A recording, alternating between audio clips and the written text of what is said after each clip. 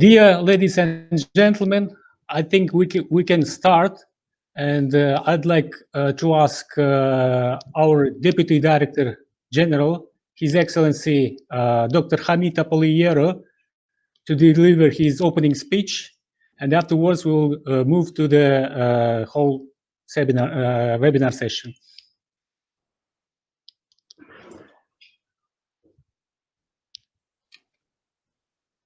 Please, Dr. Hamid, you can start. You are on the mute.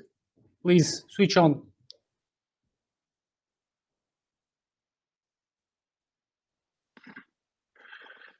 Bismillah ar-Rahman ar-Rahim. Dear participants, distinguished ladies and gentlemen, Assalamu alaikum wa rahmatullahi wa barakatuh. It is indeed a great honor and privilege for me to welcome you all to this webinar. On behalf of the Secretariat of the Islamic Organization for Food Security, this is one of the series of the public enlightenment activities of this new international organization.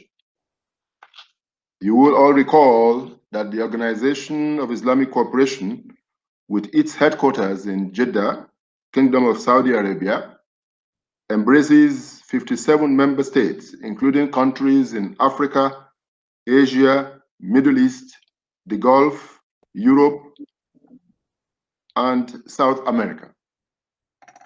And this has been, they have all been on the international political and socio-economic and cultural scene since the establishment of OIC in 1969.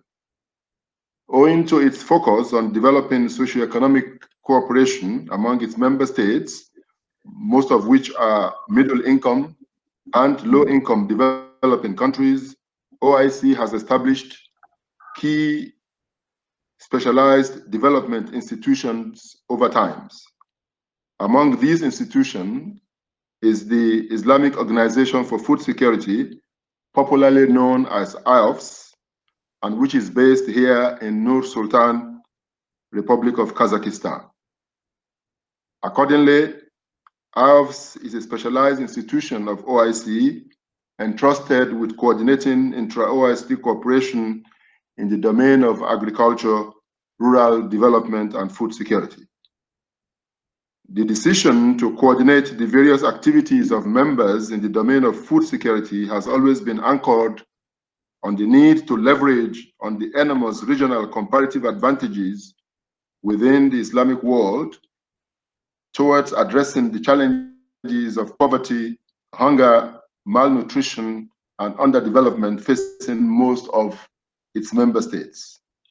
It is ironical that while the Muslim world contributes 1/4 of the world population with a young and ever vibrant labor force, the economic output of the region is less than 10% of the global figure. In the same vein, the region accounts for 64.5 million people suffering from acute hunger, even as more than 25 of its member states are considered as major producers of agri-food commodities in the world. With the ravaging COVID-19 pandemic and its effects on food availability, accessibility, utilization, and stability, the role of such food security coordinating mechanism has become very crucial to the recovery process from the global health and human security challenges.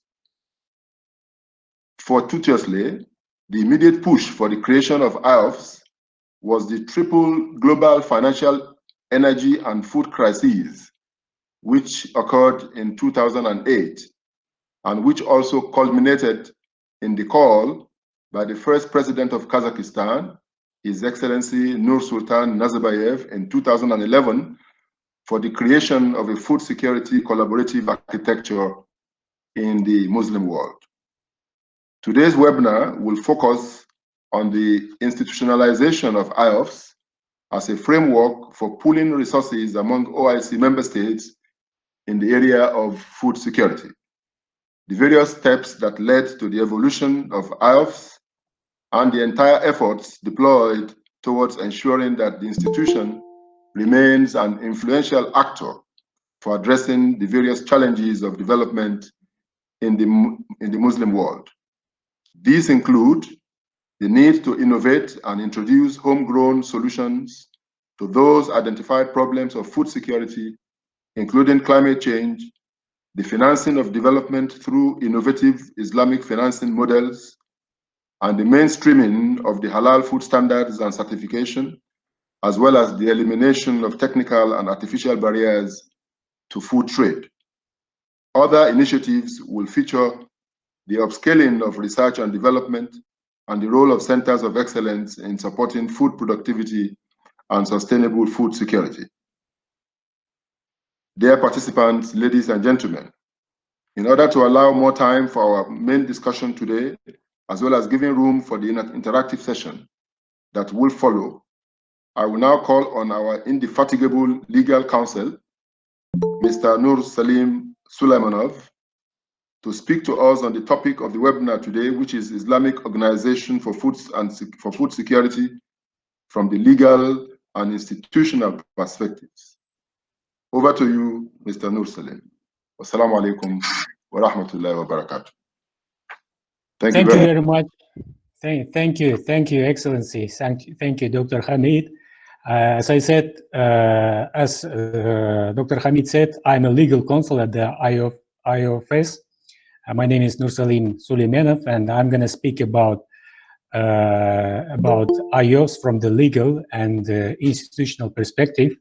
And this will enable to increase the awareness about IOFS from as an institution, as an international institution. So let me start then. Let me place the presentation on your screen. Isn't that possible?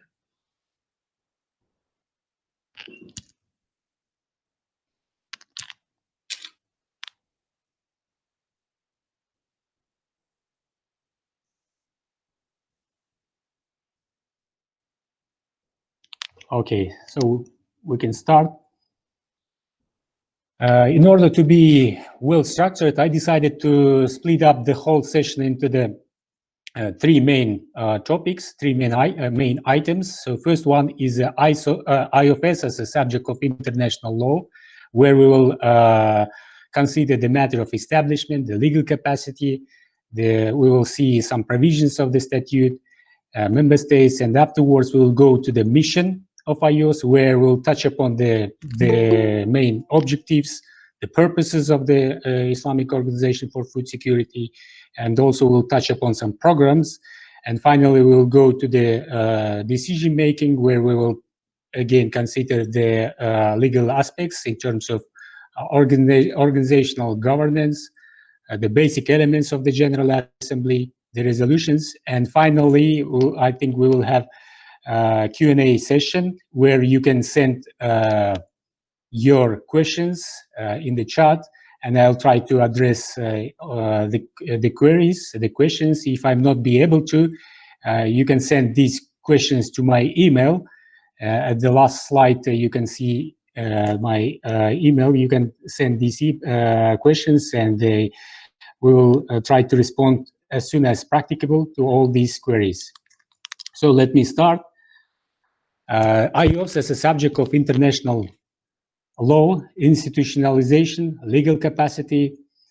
You know that there are so many international organizations nowadays, from big ones to from small ones to big ones, and to universal ones, dealing with the universal global matters such as military matters, humanitarian issues, environmental issues, economic, political issues, and so on and so forth.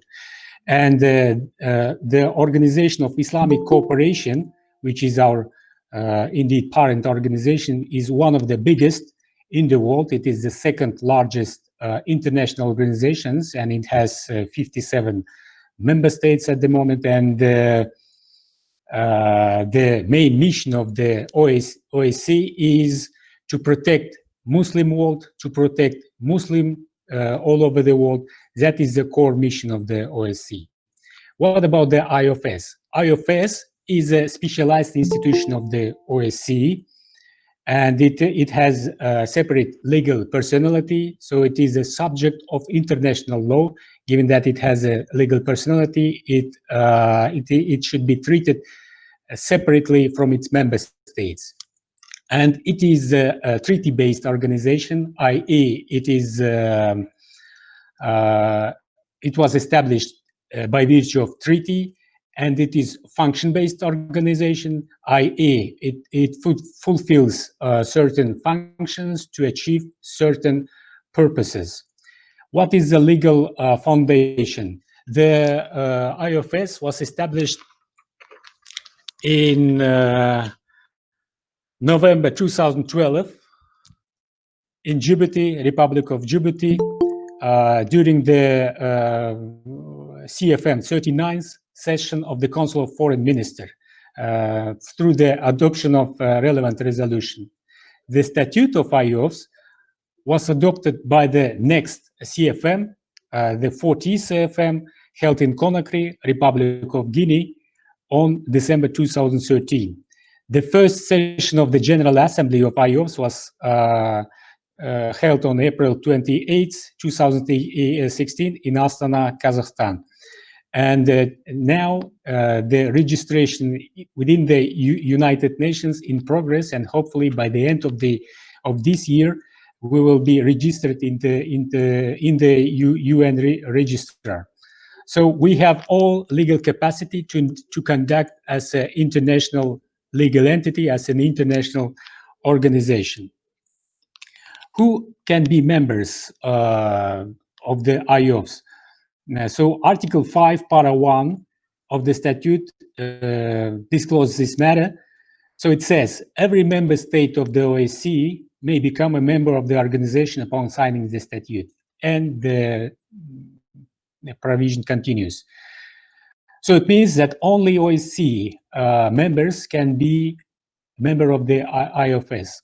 However, some non-OSCE members can be granted the status of the observers in IOFS, provided that they are already OSCE observers.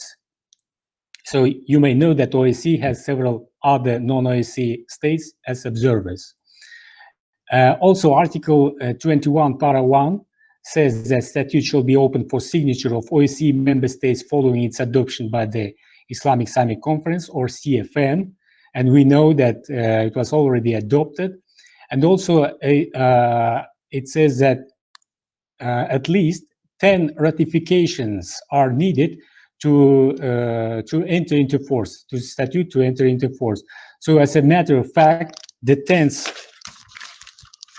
instrument of ratification took place in 19th February 2018.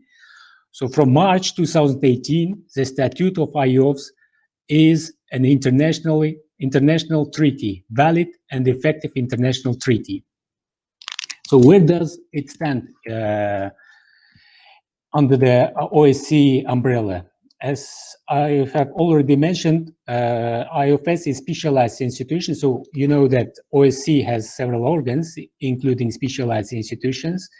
And the IOFS is specialized, one of the specialized institutions, and you may know that the major specialized institutions OSCE has, such as Islamic Development Bank, which has 57 member states.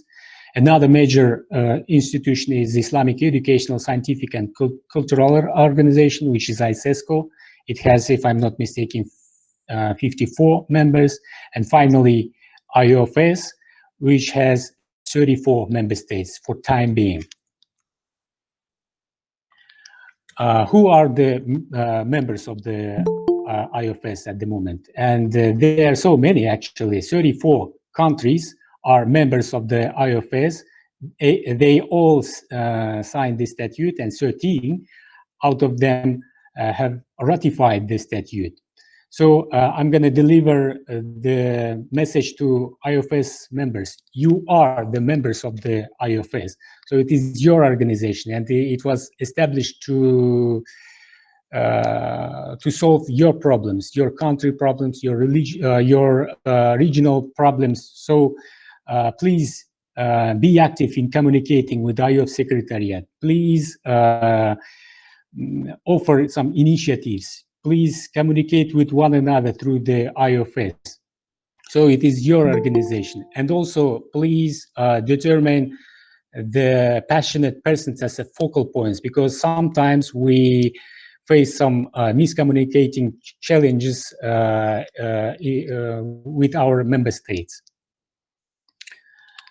What about other countries who are OSCE members? Officially, they are non-IOFS members, and we have several states, sovereign states, that haven't signed this statute yet. But we know that in the nearest future, at least some countries have showed the desire and interest to join IOFS in the nearest future. And by the end of this year and by the end of next year, the members will be more than 34, hopefully. And how can they sign the statute? They can sign, they can request General Secretariat of the OSCE, which is depository of our statute, and request the signing procedures. And actually, any person authorized and credentialed person can sign the statute on behalf of country, or in order to give more symbolic and more political effect, the statute may be signed during main events such as Council of Foreign Ministers of OSCE, the Agriculture Ministerial Conference, or IOFS General Assembly. So it is up to you. You can go for any option. It depends on your situation. The budgeting. IOFS is not a financial organization. It is non-profit intergovernmental organization. So the budget of IOFS shall include, firstly, annual assessed contributions of member states. It is we call it mandatory contributions, and actually we rely on these mandatory contributions. The second source could be the voluntary contributions. Thirdly, the IOFS may raise some funds for special projects, and of course benefits of the sale of from the sale of publications, products, and other relating activities of the IOFS. And the budget has main two components: the administrative part, administrative component, which is to maintain day-to-day operation, day-to-day activity of the Secretariat, and the operational one, which is for implementing some programs, some activities, some ad hoc activities of the IOFS. And you can see from the table the budget for a 3-year period. This budget have been already adopted, approved. And for instance, if you see the budget for 2020, it is less than $3 million. So it is not so big amount of money actually compared to budgets of other big organizations. With regard to mandatory contributions, as I said,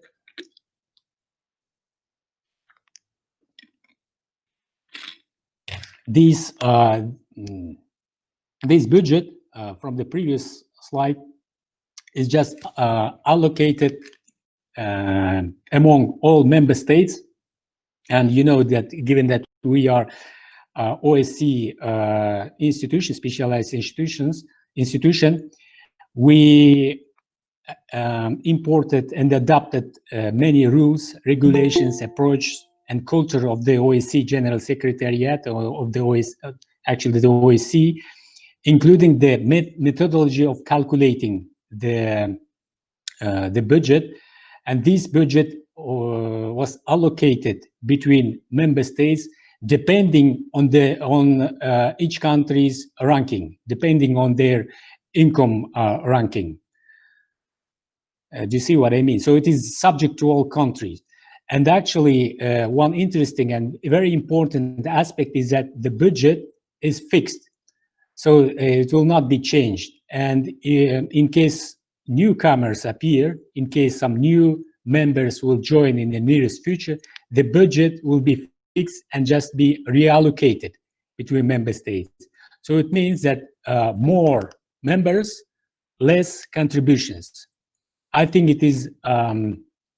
It reflects the principle of Islamic solidarity, one of the biggest values of Islam, Islamic solidarity. So also you can see from the table that unfortunately, you know that the OSCE has many least developed countries, and the contributions are not so big for these kind of countries. It is very symbolic amount of money. And at the moment, unfortunately, only Kazakhstan has transferred the mandatory contribution for 2020 and performed its obligation in this regard. And furthermore, Kazakhstan has transferred the voluntary contribution for kickstarting of the IOFS. And we are very thankful for the government of the Republic of Kazakhstan. And of course, the contributions of other members are still pending, and that is very disappointing aspect. Dear ladies and gentlemen, we have completed the main part, the first part. We are moving forward. The mission of IOFS, the idea of establishment, the objectives. The idea of establishment this kind of organization was floating around, revolving around from the beginning of establishment of OSCE, 1969. And there are a range of ministerial conference, I mean the Agriculture Ministerial Conference, and I would underline the fourth Agriculture Ministerial Conference, which took place in Tehran, Islamic Republic of Iran, in 1995, where some very powerful decisions have been taken and very powerful resolutions have been released in terms of food security. But the solid understanding that the OSCE desperately needs this kind of organization came after 2008 financial, energy and food crisis. You remember that time.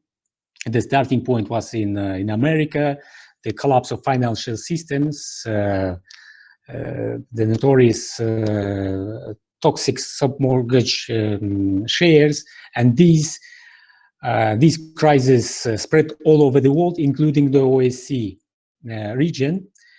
And because of that bad situation, and thanks to political will of the OSCE member states, good office of the government of Republic of Kazakhstan, and sound initiative of its first president, His Excellency Mr. Nursultan Nazarbayev, we came up with the establishment of this organization. What are the main objectives and functions? Actually, the providing expertise and technical know-how to member states on the various aspects of sustainable agriculture, rural development, food security, and biotechnology, and so on and so forth. I don't want to waste your time. You can observe all these objectives and functions from the statute, actually. It is quite a long list, and it will take much time to read all these functions. I just want to pay your attention on the notion of food security, because I think that sustainable agriculture, rural development, and biotechnology are quite understandable. But what about the food security? You know that food security is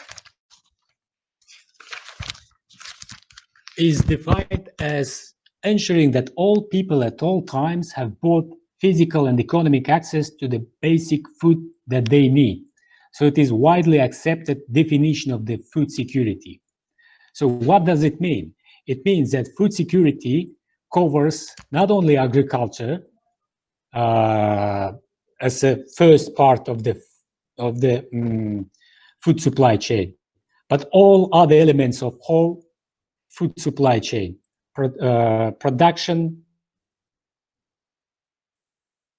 processing, and it has four main pillars: food availability, food accessibility, food utilization, and stability of these three dimensions over time. So IOFS, the mandate of IOFS goes far beyond from agriculture. So it covers agriculture industry as a main industry, of course, as well as food trade and food investment, food safety, food sanitary, logistics, transportations, supply chain of food, market access, humanitarian and emergency food interventions. So these are the mission of IOFS, actually. So the scope of work of IOFS is very wide, it's very huge. How these can be done? Through several mechanisms. So these mechanisms could be, for instance, institutional capacity building, conducting and supervising scientific researches, the reverse linkage activities, the intra-OSCE investment stimulation, economic and technical cooperation, advocacy of halal food as element of the food safety, exchange of food balance, food data, and so on and so forth. So again, it is very huge. Many mechanisms could be utilized.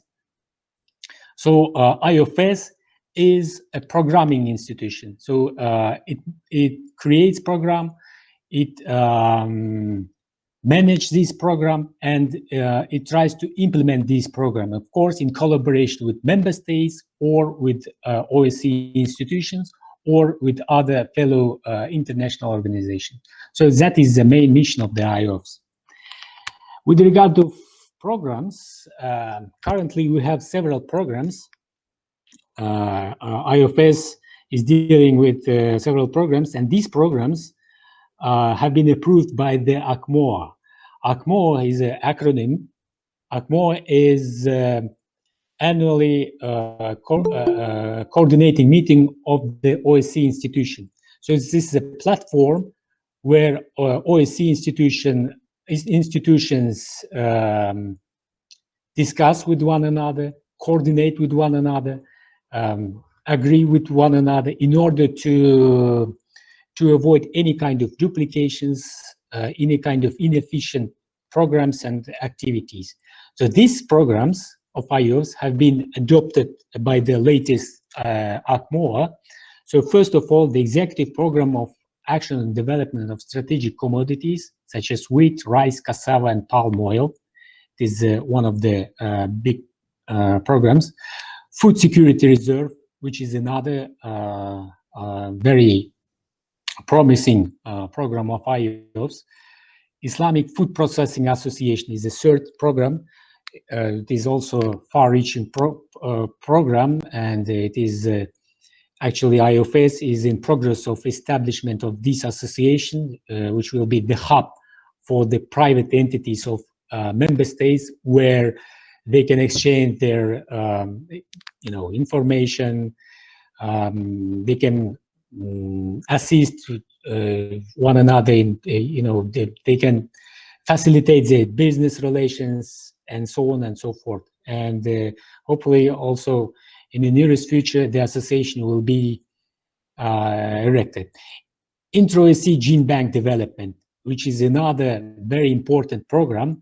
You know that genetic resources play a vital role in productivity of animal or livestock or crops, plants. So in this regard, it's very important.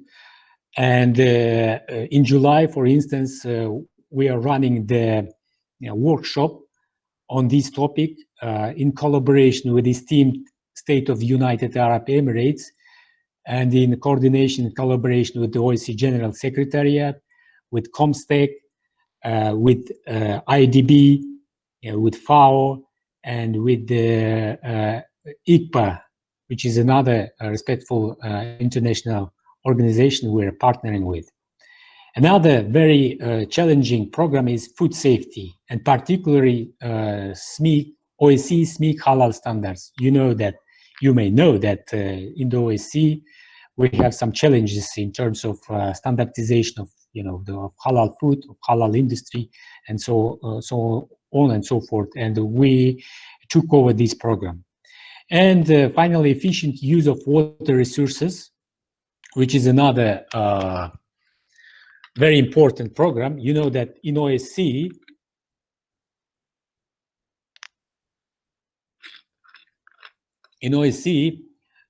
there are many countries who are struggling due to shortage of water resources. And in this regard, the smart use of water, the efficient use of water will be vital for agriculture sector and for food security as a whole. So these are main programs currently we are dealing with. And also, I'd like to pay your attention on existing legal instruments. We have international treaties such as General Agreement on Economic, Technical and Commercial Cooperation, the Investment Treaty, and Trade Treaty. So we will not reinvent the wheel. We're going to use and utilize these existing legal instruments in terms of facilitating intra-OSCE food trade, intra-OSCE food investment, intra-OSCE economic cooperation and technical cooperation in the area of food. And you know that OSCE, unfortunately, is facing, actually has an issue. OSCE has food deficit gap. Non-OSCE members play a key role in the OSCE marketplace, such as US, EU countries, Brazil, Argentina. So these countries are key players. And that is, of course, disappointing. That disappoints us and that worries out very much. And in this regard, we need to strengthen, we need to facilitate intra-OSCE trade relations. And that is why we're going to use these international treaties. Ladies and gentlemen, actually, we have completed the second part, and the third part of the session, which is decision making. I'll try to speed up because we have, yes, I'll try to speed up. So we have actually not main, we have three organs: General Assembly, which is some supreme organ, supreme body, Executive Board, and the Secretariat.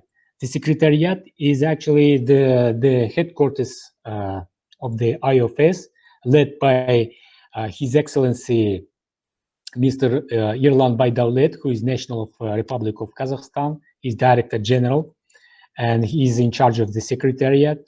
We have the Executive Board, and the Executive Board contains 8 members. One member is permanent member, who is the Republic of Kazakhstan. One member, Director General, as an individual, but without voting rights, with no vote option. And we have 6 other members from 3 geographical regions. So from Africa, we have Burkina Faso and Gambia. From Asia, we have Turkey and Bangladesh. And from Arab world, we have the Kingdom of Saudi Arabia and the UAE, the State of the United Arab Emirates. And the General Assembly. General Assembly is the Euro. It's an organ. De facto, it's a conference of member states. The international conference, as an international conference, it has several basic elements, such as mandate, which is agenda, delegates. Delegates usually are officials from the Minister of Agriculture or from Ministry of Foreign Affairs, or from other state bodies such as, Food Security Office or Food Security Commissions, depending from time to time. For instance, in Bangladesh, as I know, there is a Minister of Agriculture and Minister of Food, and the Minister of Food is interacting Ministry of People's Republic of Bangladesh. And also honorable ambassadors can be also delegates. Usually they are delegates. The bureau is the management of the General Assembly, and for instance, the last General Assembly, which was held in Jeddah, the second General Assembly, there the manager, the chairman of the General Assembly was Kingdom of Saudi Arabia, and the two chairmen were the Tajikistan were chairman, and Gambia, if I'm not mistaken, Gambia was another chairman, and the rapporteur was the Republic of Kazakhstan. The secretariat, usually the secretariat of IOFS serves as the secretariat of the conference, and myself as the secretary of the General Assembly. The structure of the General Assembly, we have a two-tiered structure. The first one is a SOM, Senior Official Meeting, where the main discussions take place, and the plenum of the General Assembly, two-tiered structure, and the resolutions. The main documents that issued from the General Assembly are the resolutions, and they are unilateral acts of the IOFS. And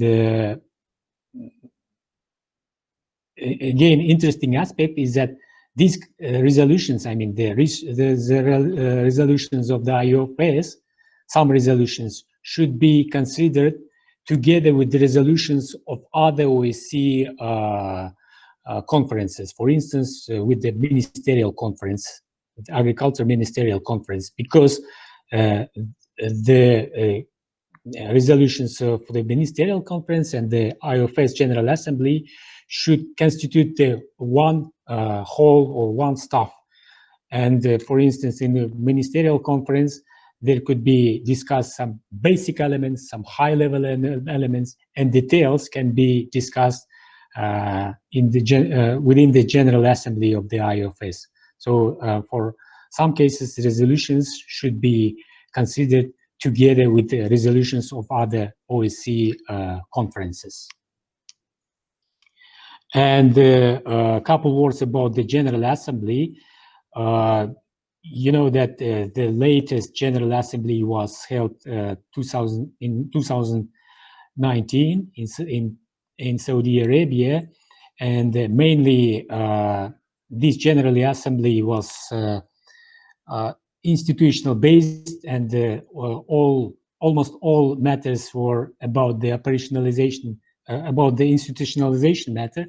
But the next General Assembly will be more program orientated, will be more operation based. So it was scheduled for Istanbul, Turkey, but you know that because of the pandemic, the government of Republic of Turkey postponed for the notice, and we will see. That is all from me, dear ladies and gentlemen. And actually, we have time to see your queries. If I will not be able to address all your queries, please send these questions to this email. It is my email box, suleimanov.n@iofs.org.kz.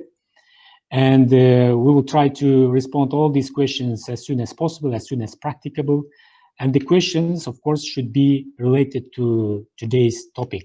So that is the main idea of Q&A session.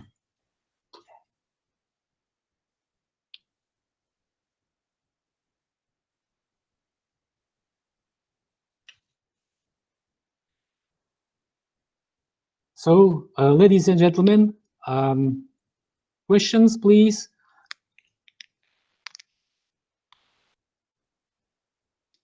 Yeah, in the chat. You need to write in the chat. Yes. Microphone is okay. Oh, you are.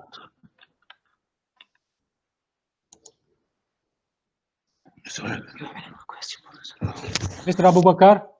Yes, thank you very much, Your Excellency, for this very detailed presentation of IOFCs, which is very good for most of us because we didn't have enough idea about it. I think this is a very good move that you have taken, at least to sensitize people about this important institution and the role it plays and the huge stake that each one of us has or should have with this institution. I just want to know, how do you go about appointments? Who do appoint your senior officers? Is it the OIC Secretary General, or you do your appointments within the institution as an OIC specialized agency, but with a separate legal entity?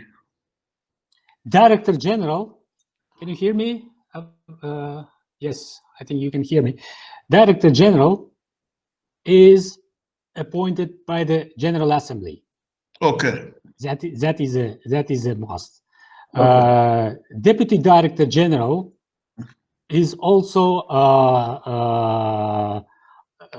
appointed by the consent of the General Assembly. So these two supreme designations within the IOFS Secretariat. Okay. All other staff members can be appointed by the Director General, provided that they get through all this recruitment procedure. And we have the personal regulations where all these matters have been settled, including HR policy, including the recruitment, and of course all these members should meet certain criteria in terms of education, in terms of professional background, and these sort of things. And of course they should be a Muslim, and they should be nationals of our esteemed member states.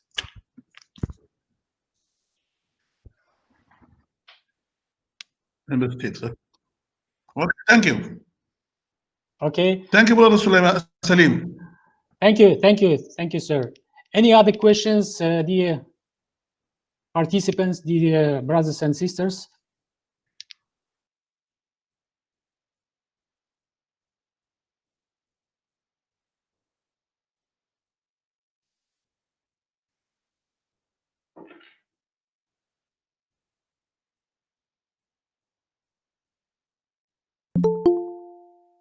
You can send your questions into the chat, because I can see only several participants, and I don't see all participants, and I can't acknowledge whether you are raising your hand or not. So please raise your hands, or just simply send your questions to the chat.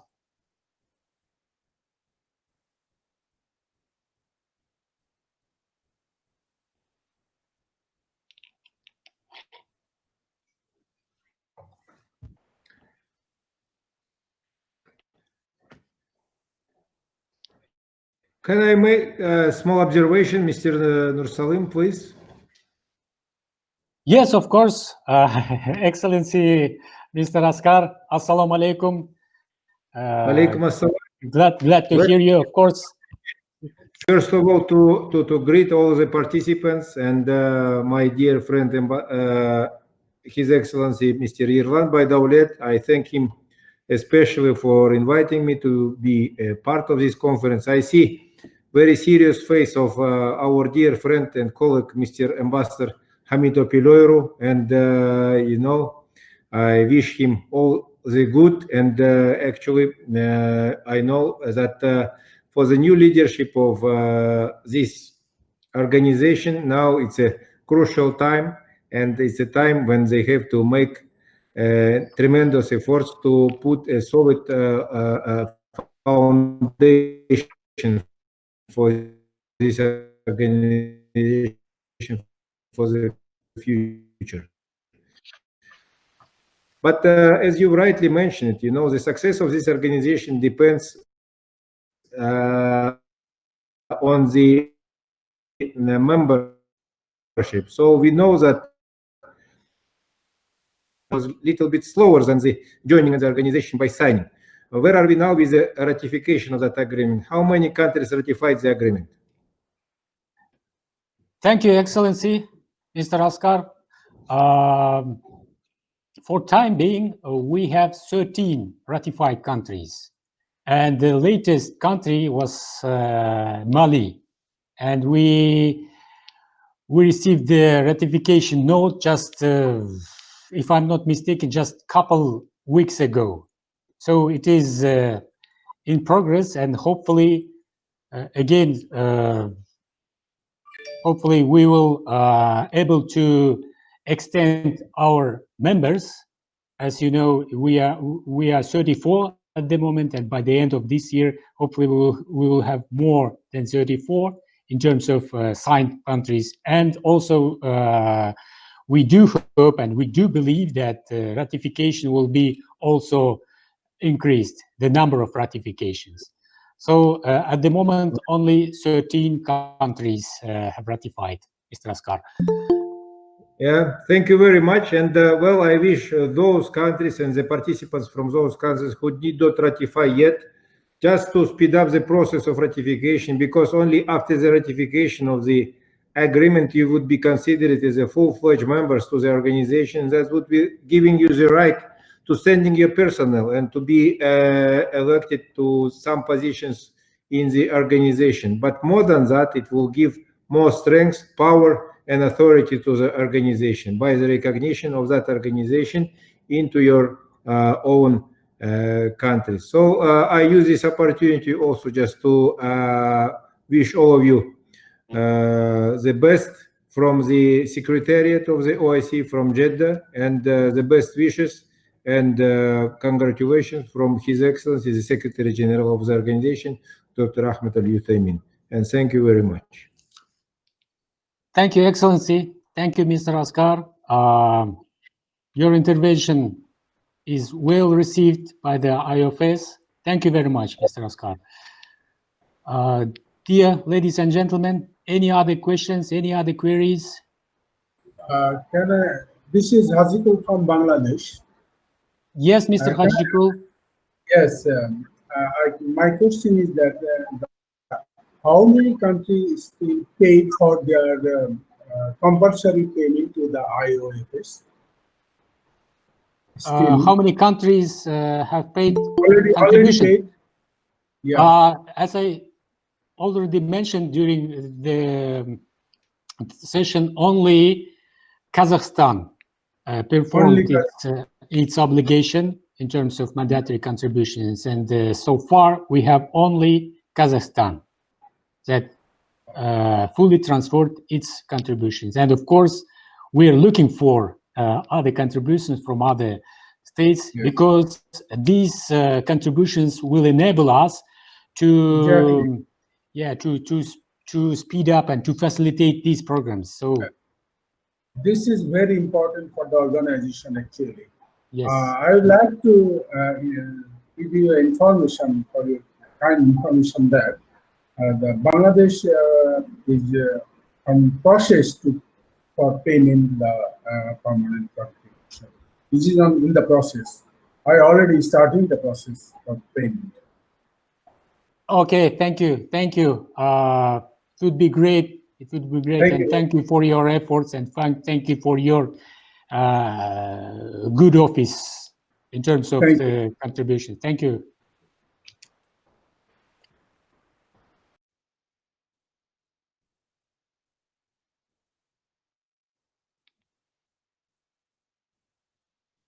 The question from Jan Sibiri Zondi. Many thanks for your presentation. For me, it's very clear. Already shared with me IOFS file when first wishes. That is not a question actually. That was wishes and congratulations from Jan Sibiri Zondi. Thank you. Because I already know about your organization. So Very good. Very good. Yeah. And yes. I'm connected from Paris. Yes, good. Very good. Thank you. Thank you for your warm wish. The Sahel and West Africa Club, which is part of the OECD. I'm sure you know very well OECD, Organization for Economic Cooperation and Development. Thank you. Yeah, thank you so much and congratulations. Thank you, Jan Sibiri Zondi. Thank you very much. Any other questions, dear participants?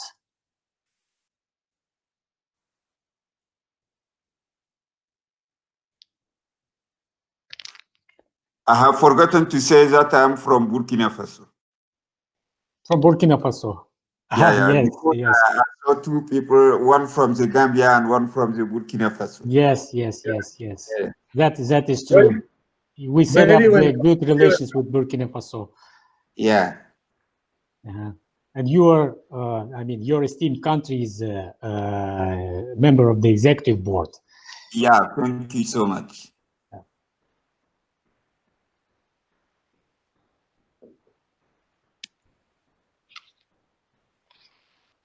I think even though that we have several minutes left, I think that we will not have questions.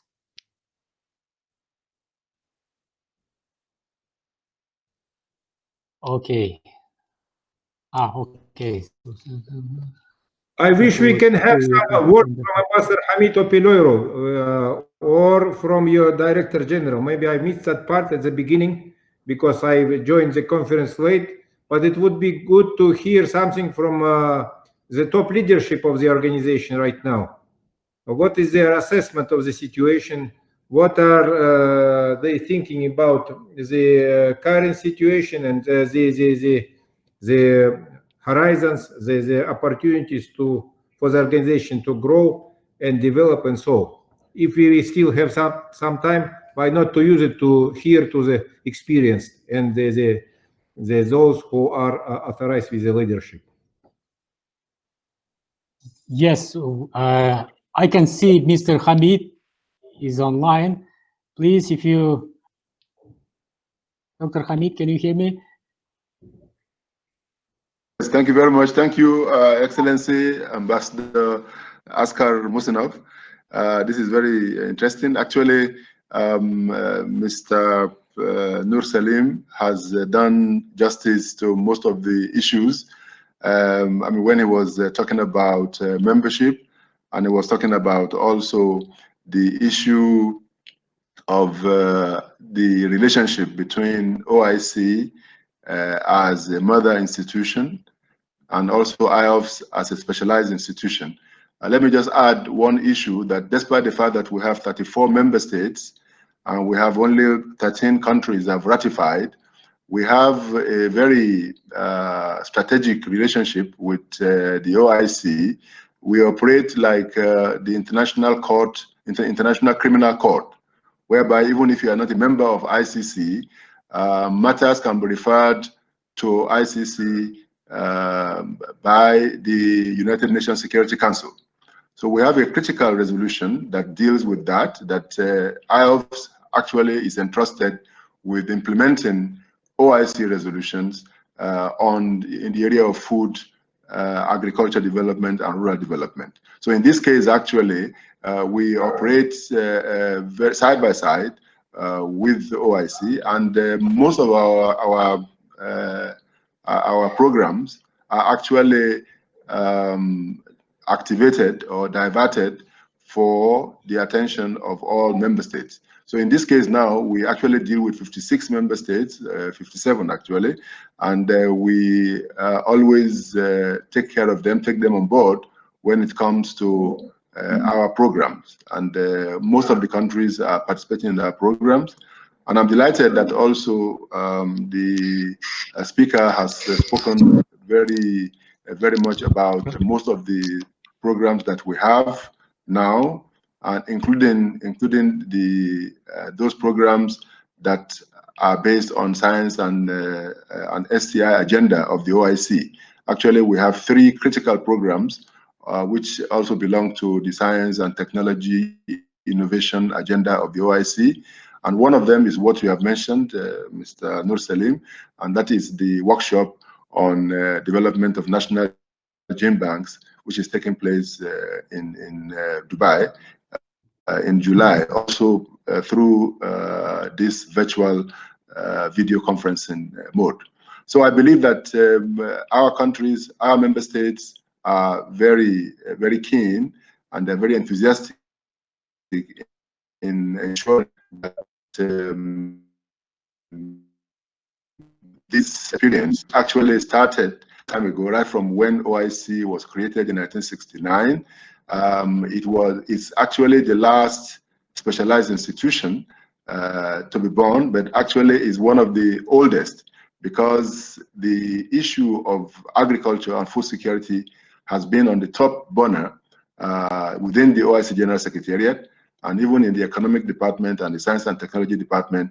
The issue of carrying out food security through modern scientific methods are those things that we need now. More so, we need it more now with the COVID-19. And during my introductory speech, I also refer to the fact that IOFS was born out of the problem that happened in 2008, which was the food and energy crisis. And now we are facing another crisis now. So this is a good opportunity for us to seize the initiative and ensure that we don't allow another crisis to come until we get a very robust South-South cooperation for our food security issues.